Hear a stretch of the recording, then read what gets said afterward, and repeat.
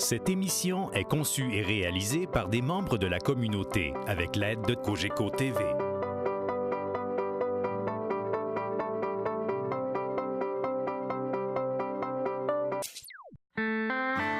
L'émission Chasse aux maniaques est une présentation des marchands Pro Nature et des concessionnaires GMC du Québec.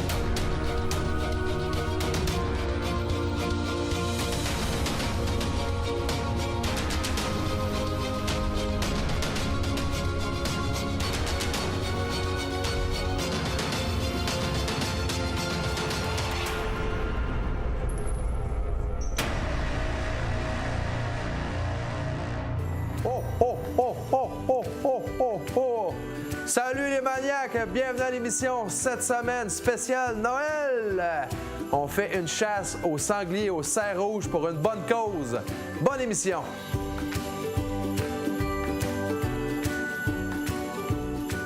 Là, une couple de semaines, Paul Gauvin, directeur chez Cogeco, m'appelle et me dit « Matt, passe-moi voir au bureau. » Il dit « Matt, j'aimerais ça que tu me fasses un spécial Noël. » Fait que là, j'ai dit à Paul « C'est une très bonne idée. » Fait qu'on s'est dit « Tabarnouche, pourquoi on n'organise pas un souper de Noël? » Le concept, c'est qu'on va chasser sangliers et cerfs rouges en enclos à Sainte-Énédine, à la ferme du chasseur. Ensuite de ça, on prend la viande et on fait un bon repas de Noël qu'on va servir aux gens moins nantis. Donc, la Cité Beauceronne, le Bercail ont tout de suite dit oui. Venez-vous-en parce qu'à chaque année, eux autres, ils font un souper de Noël. Le Bercail, c'est une maison d'hébergement avec 4 services différents. Service d'hébergement de crise, service d'hébergement de transition en santé mentale, dégrisement. Et on a aussi l'accueil inconditionnel et l'hébergement de crise. Ça fait longtemps que vous êtes impliqué ici à Saint-Georges? Oui, le Bercail existe depuis 1983. Et a connu plusieurs phases de développement au cours des 30 dernières années. Je trouve qu'il y a comme une ambiance familiale ici, puis il y a peut-être même dans l'air une petite odeur de fête. Peux-tu nous parler de ce qu'on fait ici aujourd'hui? Oui. Alors, on a eu la chance, la bonne nouvelle d'avoir l'équipe de Chasse aux maniaques Cogeco TV qui vient nous donner un coup de main avec... en fournissant la viande, mais aussi en donnant du temps pour préparer le repas de Noël. Alors pour nous, c'est super parce que souvent pour ces gens-là, c'est signe de solitude, de tristesse. Alors là, on sent une belle énergie ici aujourd'hui, puis on dirait que tout le monde fait partie de la même famille.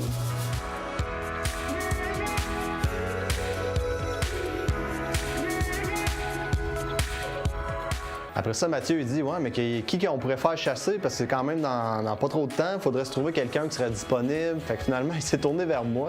Ça fait plusieurs années, en fait, que je fais les montages puis une partie des tournages pour Chasse aux maniaques. Sauf que j'ai jamais chassé de ma vie. C'était pour moi la première expérience de chasse. Donc, je trouvais ça intéressant. Puis, en même temps, j'étais comme juste pas sûr de comment j'allais réagir. Donc, il nous manquait un deuxième chasseur. On a parlé avec une dame qui travaille au Bercail. Et puis, cette dame-là nous a dit « Moi, j'ai mon fils qui est un passionné de chasse. Il serait vraiment, mais vraiment content que vous l'ameniez avec vous. Ça lui ferait une belle expérience de chasse.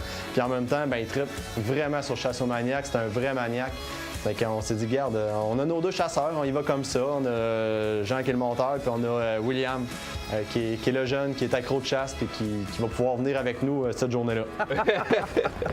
Non, Jean, c'est le caméraman de Chasse aux maniaques, puis il n'a jamais tué rien. OK. C'est la première fois qu'il va chasser, c'est qu'on va l'initier. Wow. C'est une bonne place pour ça. Ben oui. Puis on a amené un jeune de la relève. Parfait, ça. Cool, hein? En arrivant, on voyait les gros enclos de sangliers. On a pu s'en approcher, regarder un petit peu la grosseur des sangliers, à quoi ça pouvait ressembler. On est arrêté de voir une bête incroyable. On voyait que c'était le mâle de la place avec ses femelles autour.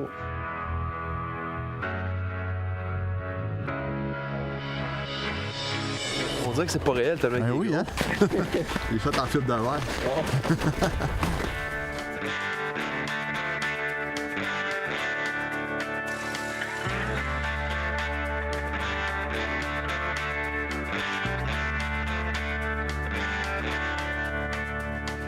Donc, on est parti par un beau matin avec William et Jean. Paul aussi est avec nous autres. J'ai amené la 3006 Remington 783, chanceuse, la l'arme qui a fait le plus de dommages dans l'équipe Chasse au Maniac. À chaque sortie, elle a tué un gibier. Donc, j'ai amené cette carabine-là, une carabine chanceuse. Le premier qu'elle a exécuté, ça allait être William et elle a chassé le sanglier.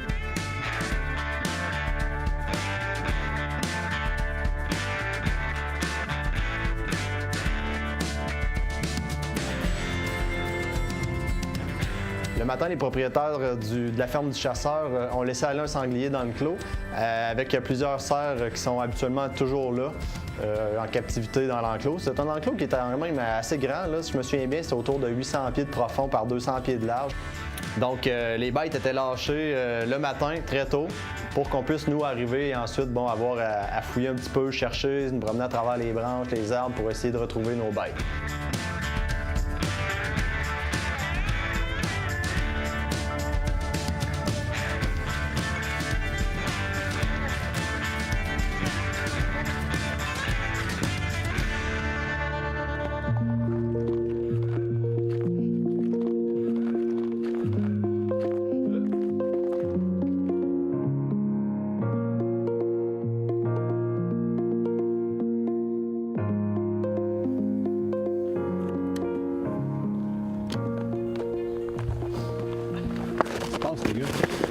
Ce qui se passe, c'est qu'il veut pas se faire tuer.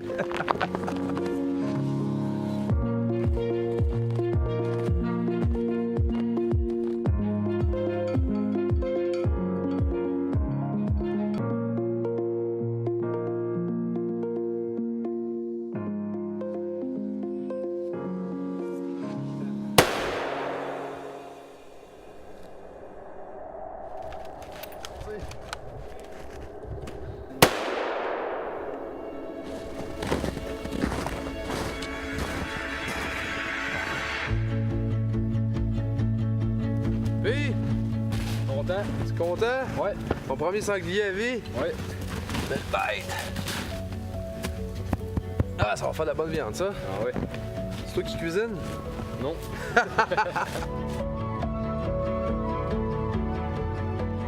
Qu'est-ce qu'on va faire? C'est quoi les recettes? Je sais pas c'est quoi les recettes qu'on va faire. Je pense que c'est une grosse tourtière. Je sais pas. Je sais pas. On va demander à ta mère, on va le savoir. Ah oui. Bon, ben c'est good, fait qu'il nous reste serre rouge. Ouais. Change de caméraman. Good job, mon homme. Merci. Ça n'a pas été très dur. Il y avait un petit peu de neige au sol, donc on avait une très bonne vision. Aucune feuille, rien pour se cacher, donc ça a été quand même assez facile. Donc, William a tué le sanglier, ça n'a pas été trop long. Une belle shot, un petit peu manqué, mais c'est pas grave, il s'est bien repris par après. Ensuite de ça, c'était le tour de Jean.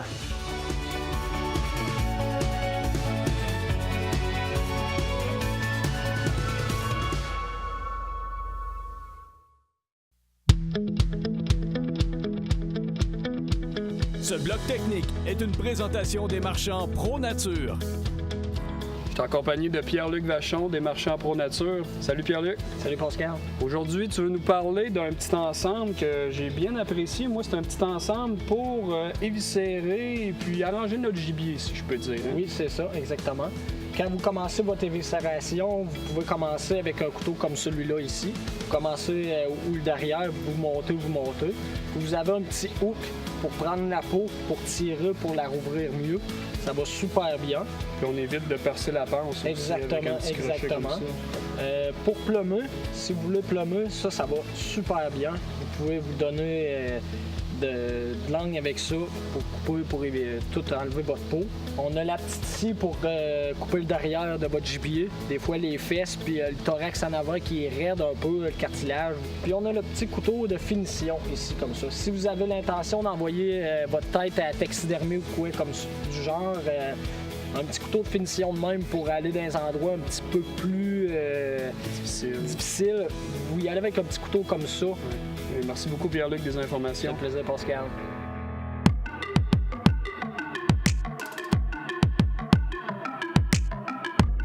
D'habitude, je suis assis en arrière de l'écran d'ordinateur, je fais des montages, mais là, je me retrouve à être dans le bois là, avec un arme puis avec des gibiers tout le tour. Là. C'est bien spécial. Là. Je sais pas comment. Non, pas tant, non. Ça va. Il m'avait expliqué justement où tirer. Étant donné que j'avais comme jamais tiré, je savais que c'était en arrière de la patte, mais tu sais à quelle hauteur, ça, j'étais juste pas sûr. Fait que là, à un moment donné, Matt, pour rire, il s'est mis à 4 pattes. Simon m'a expliqué, regarde, tu vois, là, Mathieu, il est à 4 pattes. Bon, OK, faut que tu tires en arrière de sa patte, à peu près à mi-chemin entre le dos puis le ventre, puis là, tu devrais pogner le vital, puis c'est exactement là, faut que tu tires. Donc, l'objectif, c'était de trouver le troupeau, d'isoler un chevreuil, puis ensuite de se placer comme il faut.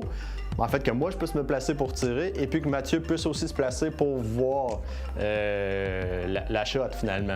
Donc, je me suis rendu compte à ce moment-là que c'était vraiment pas évident.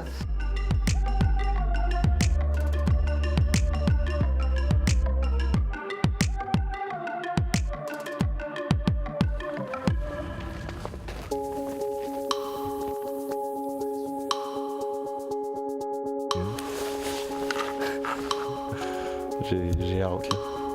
Ouais. C'est le fun. Donc, on s'est promené, on a plusieurs fois réussi à trouver le troupeau. On les suivait, on essayait, on avançait vers eux. Simon me donnait des cues, me disait « OK, tu vas t'approcher, on s'approche tranquillement, on va s'accoter sur un arbre, tu vas te placer de telle position. » Ça n'a pas été facile, mais finalement, on a comme réussi à les approcher tranquillement, vraiment tranquillement. Ça me fait penser à des approches pour la chasse sportive en forêt.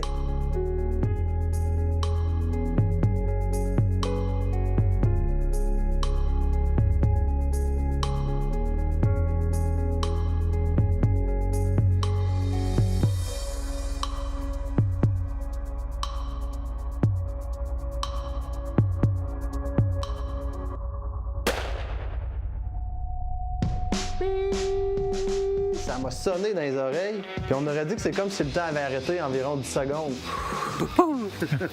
Es-tu sauve? En maison, en facile. Oh my God! On dirait tant que je l'ai pas vu, je le sais pas si je l'ai vraiment eu ou non. Là. J'étais content, puis en même temps, Mathieu me demandait comment je me sentais, puis j'étais comme un peu dans une bulle, là, complètement à part des autres, là, comme si je tombais dans une autre dimension. Ça va bien.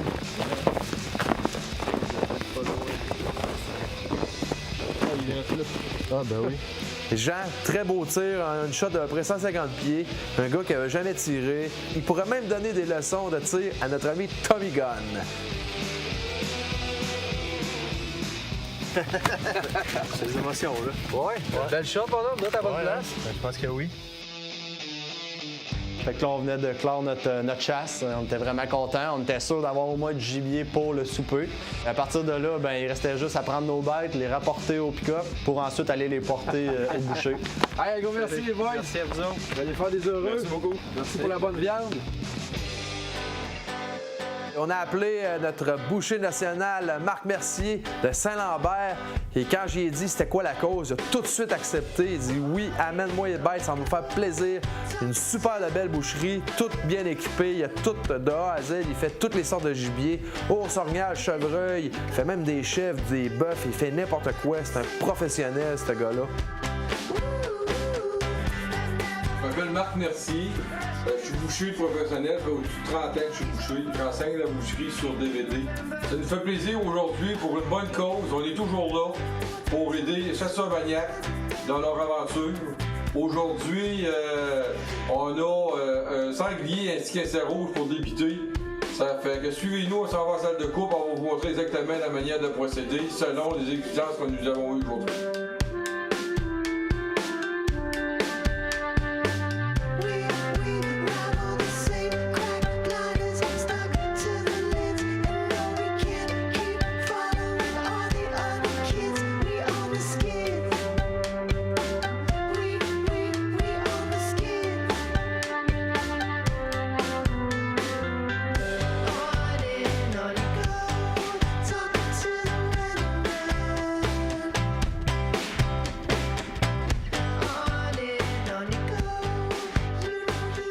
Comme vous pouvez constater, dans un cerf rouge, c'est un cerf rouge qui pesait au-dessus d'une centaine de livres, carcasse. Vous voyez qu'on a récupéré 3 paquets de soboco désossés, 2 filets mignons, okay? 4 morceaux de blanche qu'on a. Vous avez les 2 fesses désossées roulées. Puis vous avez 3 morceaux de rôti d'éponge dans le davant désossé roulé qu'on a. Puis vous avez le collier en rôti. Là-dessus, je vous souhaite un bon souper tout le monde. Puis j'espère que ça va être apprécié au maximum. C'est super apprécié. Merci beaucoup pour ton beau geste, Marc.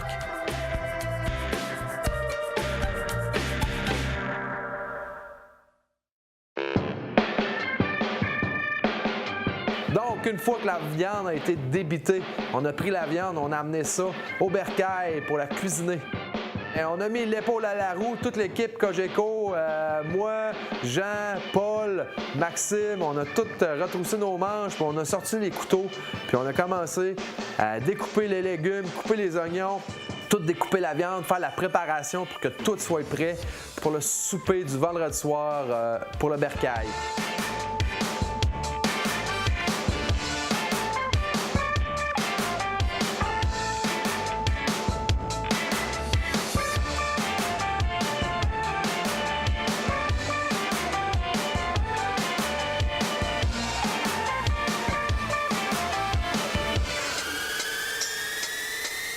Le bercail est vraiment beaucoup mieux perçu depuis quelques années parce qu'on a travaillé énormément auprès de la communauté, autant avec les corps policiers, la ville de Saint-Georges, la MRC de Beauce-Artiquaire, Robert Clé chez les Aides-Charmants, pour faire connaître la problématique, pas juste de l'itinérance, de la pauvreté aussi dans la région. Les campagnes médias qu'on a faites dans les dernières années ont aussi grandement aidé à enlever les préjugés que les personnes pouvaient avoir au niveau de l'itinérance et de la pauvreté. Il faut vraiment aller faire des approches de proximité avec ces personnes. On ne peut pas rester de glace à ce qu'ils doivent faire face au quotidien, mais si on se travaille avec eux autres en étant proche de la réalité, en comprenant leur situation et en leur offrant plusieurs alternatives de solutions. Parce que si on ne prend pas le temps d'évaluer leurs besoins et d'offrir plusieurs solutions, on ne trouvera peut-être pas la bonne solution. Fait qu'il faut vraiment être patient, faire preuve d'originalité, il faut être juste envers ces personnes-là. Ça reste des personnes avant tout et chacun son unique. Dommage que vous pouvez pas sentir. Non, parce que ça sent déjà très bon, c'est même pas cuit. Fait qu'attendez, quand ça va être cuit, ça va être 100%.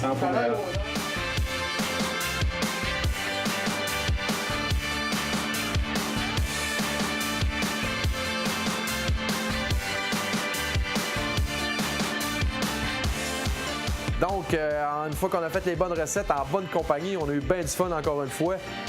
Prendre un petit verre dans un petit coin noir avec la cuisinière. Puis c'était maintenant le super souper de Noël du bercail à Saint-Georges-de-Beauce. Pour le souper, pour finir, il y a un dessert qui s'en vient. C'est Nicole qui a pensé à ça. Vas-y, Nicole. Ma fille est pâtissière, fait qu'elle va venir vendredi vous décorer un gros gâteau avec le logo de Chasso Maniac. Ah, wow. Ouais. Oh, wow! Ouais, ça. On va garder la surprise pour Mathieu. Hey, salut! Bienvenue au souper! Comment on a tant de monde ce soir? Une centaine? Une centaine, fait que toutes nos cipayes vont servir ce soir? Tout à fait. Ça sent bon, en tout cas. Yes! Bon appétit!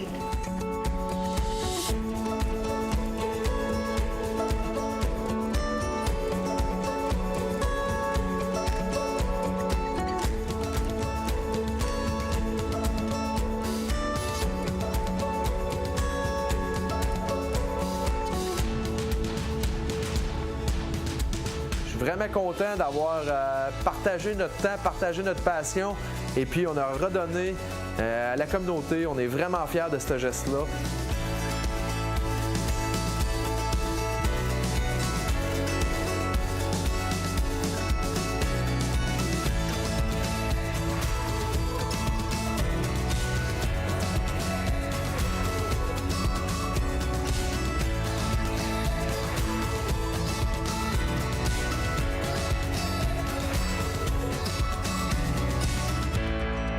Chinois.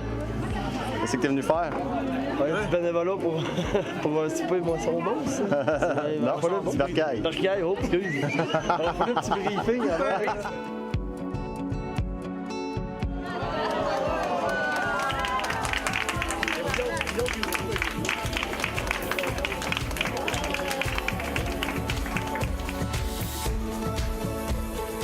Alors, merci tout le monde d'être là. On est content de vous avoir présent avec nous pour ce souper. On espère qu'il a été à la hauteur.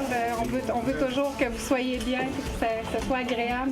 On veut remercier ce soir l'équipe de Chasse-au Maniac et de Cogeco TV, pour qui on est là ce soir. Le CIPAT, la viande provient d'une chasse qui a eu lieu avec William et toute l'équipe. Alors, un gros merci à tout le monde pour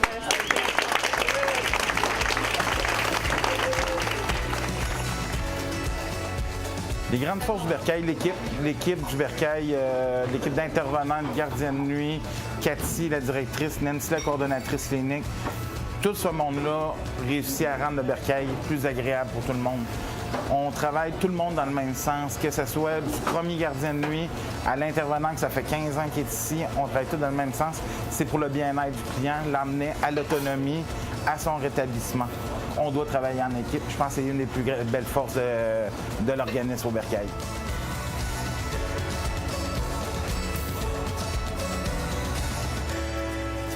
En terminant, je voudrais souhaiter du fond du cœur joyeux Noël et bonne année à tous les maniaques qui nous écoutent. Merci de nous suivre, ça nous donne du gaz, vous savez pas comment.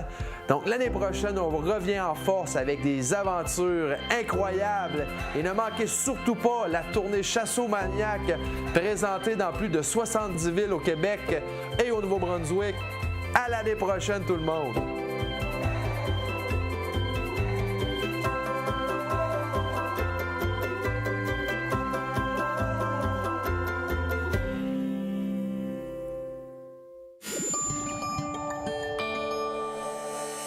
Cogeco TV, un service exclusif aux clients de Cogeco.